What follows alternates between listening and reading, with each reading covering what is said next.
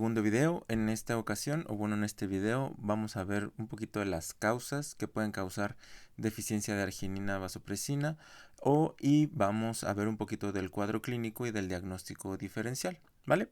Entonces, ¿cuáles son las causas de deficiencia de arginina vasopresina, antes llamada diabetes insípida central? Bueno, en este artículo se publicó, digamos, que los pacientes en el seguimiento de los últimos, casi los últimos 25 años, y se vio que la causa más común de diabetes insípida central o deficiencia de arginina vasopresina son causas idiopáticas, ¿de acuerdo? La segunda causa más común son como un resultado o como una complicación de una cirugía hipofisiaria o hipotalámica. ¿A qué se refiere a esto?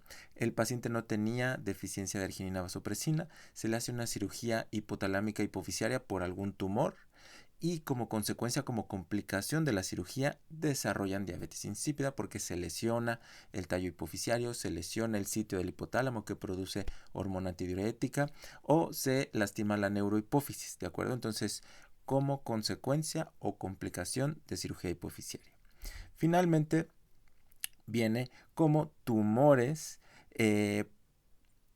hipotalámicos hipofisiarios que condicionan ya sea la producción o la secreción de hormona antidiurética. Esas tres son las causas principales. Con que tú a tu nivel de licenciatura sepas eso es mucho más que suficiente, inclusive de lo que deberías de saber estos niveles, ¿va? Entonces, idiopática como complicación de cirugía o un tumor antes de operarlo que causa esta complicación. Bien, ahora sí. ¿Cuál es el cuadro clínico? Pues si no tenemos hormona antidiurética, arginina vasopresina, entonces perdemos la capacidad de concentrar la orina. Como no podemos concentrar la orina, se nos va todo el líquido libre. Perdemos volumen, entonces vamos a tener poliuria. De hecho, el 90% de los pacientes va a presentar la poliuria. Como estamos perdiendo líquido libre, sube la osmolaridad plasmática, o sea, la cantidad de sal, y se estimula el centro de la sed. Entonces el 88% de los pacientes va a tener polidipsia. Y finalmente el 78% de los pacientes va a referir nicturia, o sea, se levantan en las noches a ir al baño. Y recuerden que los niños se pueden presentar y con la misma nicturia, pero que van al baño cuando o se hacen pipí en la cama cuando ya habían aprendido a no hacerlo, ¿de acuerdo? Muy bien. Los pacientes refieren inicio de síntomas 3.6 meses antes de las evaluaciones iniciales o antes de que se haga el diagnóstico formal, y se puede acompañar de síntomas neurológicos, cefalea, náusea, diplopia, y estos van a depender mucho de las alteraciones o los niveles de sodios y los cambios abruptos en sodio. Bien, ahora, ¿cómo vamos a hacer el diagnóstico de deficiencia de arginina vasopresina o diabetes insípida? Entonces, el paso número 1 es demostrar que tu paciente sí tiene una poliuria hipotónica, o sea, que tiene poliuria y aparte la osmolaridad de la orina es baja, o sea, la cantidad de sal que hay en la orina es baja. Lo que estamos tirando es agua libre porque no podemos reabsorber el agua libre. Entonces, para esto vamos a requerir una recolección de orina de 24 horas y vamos a definir a la poliuria como un gasto urinario mayor a 40-50 mililitros por kilo por 24 horas. ¿De acuerdo? Esto tiene que ir acompañado de una osmolaridad urinaria por debajo de 800 miliosmoles kilo. Entonces, si te fijas, es poliuria hipotónica. ¿Por qué? Porque es hiposmolar. Bien, esto se puede acompañar de hipernatremia, usualmente en niveles por encima de 147 miliequivalentes litros, y aumento de osmolaridad plasmática por encima de 300 miliosmoles por kilo, ¿de acuerdo? Entonces, nuestro cuerpo, nuestro plasma se está concentrando porque estamos perdiendo toda el agua libre, porque la hormona antidiurética no puede hacer su acción o simplemente no estamos produciendo hormona antidiurética.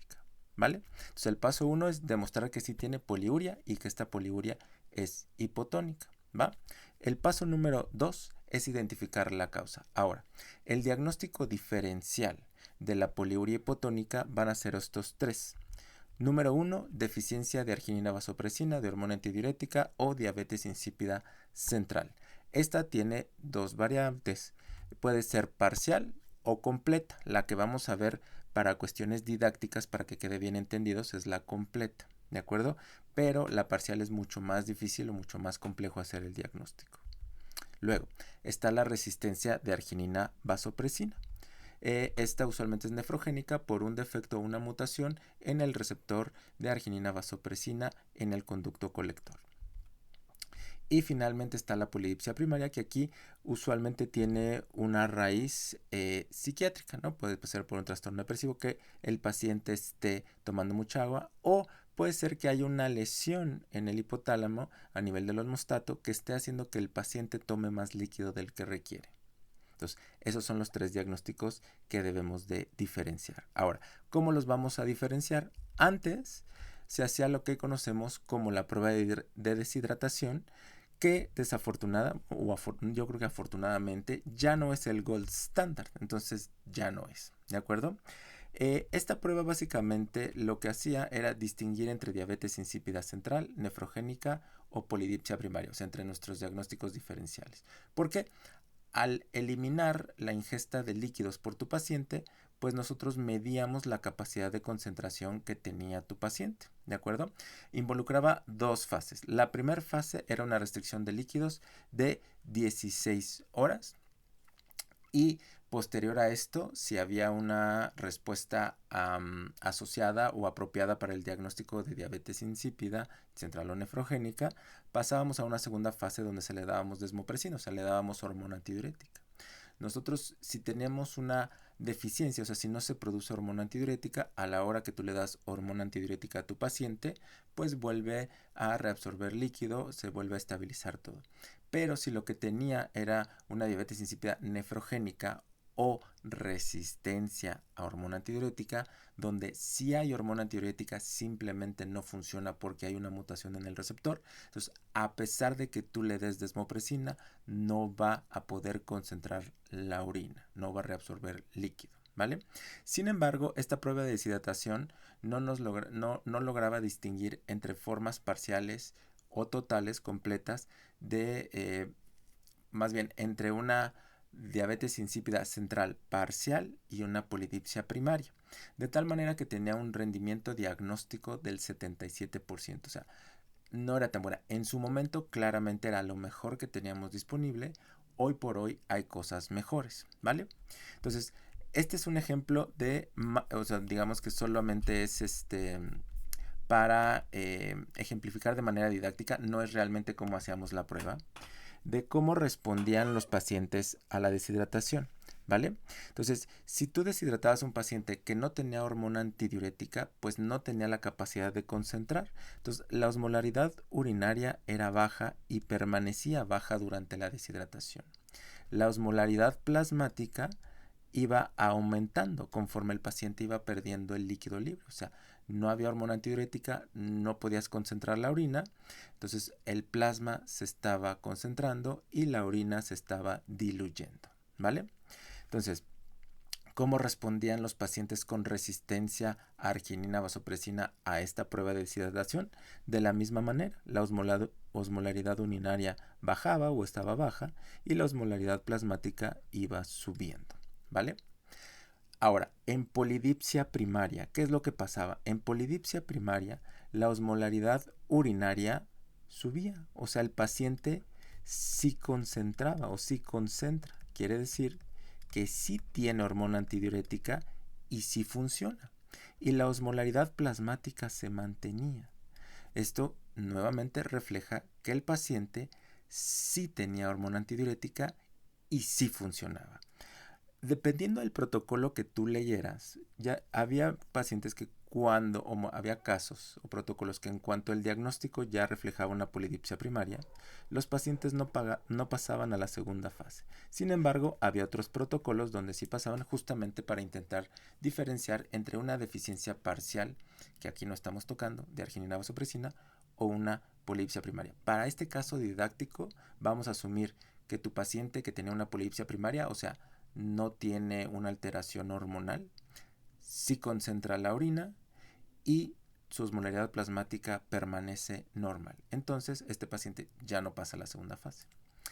La segunda fase de la prueba para los pacientes que queremos diferenciar entre deficiencia y resistencia es administrar desmopresina.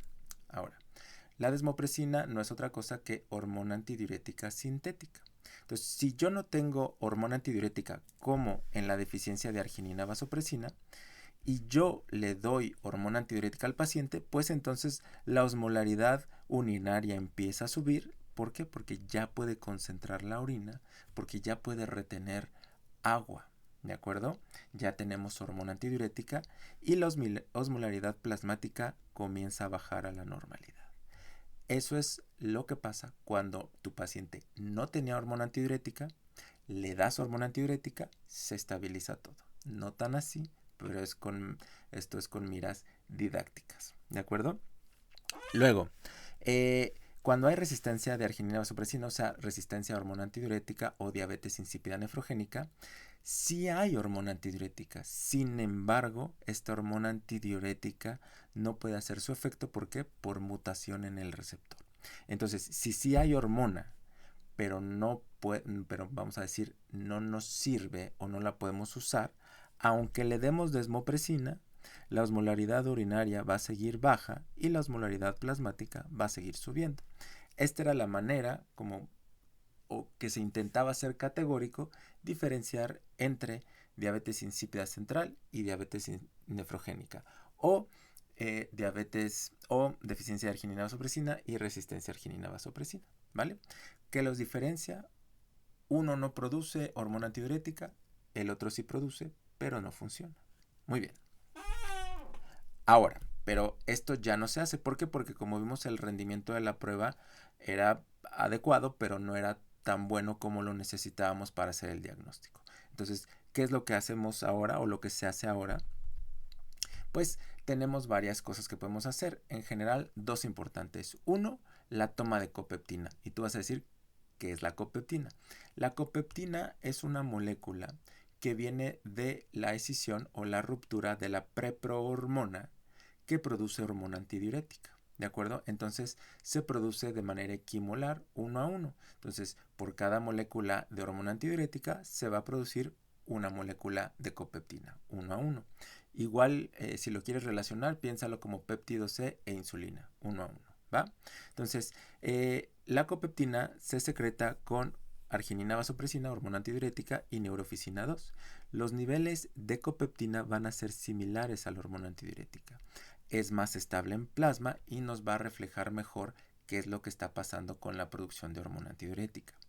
Niveles basales muy altos, o sea, por encima de 21.4 picomolas litro, nos van a indicar resistencia a hormona antidiurética. O sea, sí tiene, pero no que nos sirva. O sea, por la mutación del receptor no la podemos utilizar. ¿De acuerdo? ¿Qué otra cosa tenemos disponible? La estimulación con solución hipertónica. Si tú le inyectas sal a una persona sana, o sea, si sube la osmolaridad plasmática, sube la sal en la sangre, digamos que la respuesta o el estímulo va a ser secretar hormona antidiurética. ¿Para qué? Para reabsorber líquido y que entonces se estabilice la osmolaridad. ¿Va? Entonces nos basamos con este hecho fisiológico para poder estimular al paciente. Se estimula con solución salina al 3% y se va a administrar o se van a administrar 250 mililitros en 15 minutos, tratando de elevar el sodio por encima de 149 miliequivalentes litros. Posterior a la estimulación y a elevar el sodio, se van a medir los niveles de copeptina. A esta copeptina ya no le vamos a llamar basal. Esta va a ser una copeptina estimulada por solución hipertónica. ¿Vale? Si la secreción de copeptina no se estimula a pesar de que subiste la osmolaridad plasmática, o sea, subió la sal en la sangre y no subió la hormona antidiurética, pues significa que no hay hormona antidiurética. Si sube la hormona antidiurética, nos va a indicar polidipsia primaria, ¿de acuerdo? Esto quiere decir que el paciente está tomando más líquido que el que requiere. Ahora, esta estimulación con solución hipertónica para diferenciar entre deficiencia de arginina vasopresina y polidipsia primaria va a tener un rendimiento del 97%, a diferencia de la prueba de deshidratación. O sea, esta es mucho mejor. Bien. Una vez que ya tenemos el diagnóstico diferencial, o sea, ya vimos que la copeptina basal no estaba arriba de 21, estimulamos con solución hipertónica y a pesar de que estimulamos no subió la copeptina, entonces asumimos que nuestro paciente tiene diabetes insípida central o deficiencia de arginina vasopresina. Entonces, el paso número 3 es ver qué está pasando, porque vimos que la causa más común idiopática, pero la causa 2 y la causa 3 más comunes era ya sea por complicaciones de cirugía hipofisiaria hipotalámica o por tumores hipofisiarios hipotalámicos. Entonces hay que hacer una resonancia magnética de hipófisis. Esta, recuerden, siempre con gadolinio, a menos de que haya una contraindicación. Y podemos ver tres cositas en esta imagen. 1, ausencia de hiperintensidad. En la hipófisis posterior, recuerden que este es por algunos esfingolípidos, en el 70%. 2, podemos ver engrosamiento del tallo hipofisiario cuando hay una hipofisitis. Y 3, podemos ver atrofia hipofisiaria, ¿vale? Entonces, este es el ejemplo de un corte sagital de una resonancia magnética de hipófisis, donde lo que quiero que vean es el tallo hipofisiario, ¿vale? El hipotálamo. Y aquí está la hipófisis, ¿de acuerdo? La parte posterior, que es la neurohipófisis, y vean cómo tiene una zona hiperintensa, que ese es donde se almacenan algunos esfingolípidos, donde se almacena la hormona antidiurética, ¿va? Entonces, recuerden, tres cosas que podemos ver en resonancia magnética de hipófisis ante un paciente con diabetes insípida central o deficiencia de arginina vasopresina. Número 1, puede ser que haya atrofia hipofisiaria. Aquí parece una imagen que le llamamos silla turca vacía, síndrome de silla turca vacía. Puede ser que veamos un aumento en el grosor del tallo hipofisiario o puede ser que veamos tumores hipotalámicos que están comprometiendo la producción o la secreción de hormona antidiurética. Muy bien, aquí le paramos. Seguiremos con el video número 3 para ver el tratamiento y un pequeño resumen del abordaje diagnóstico.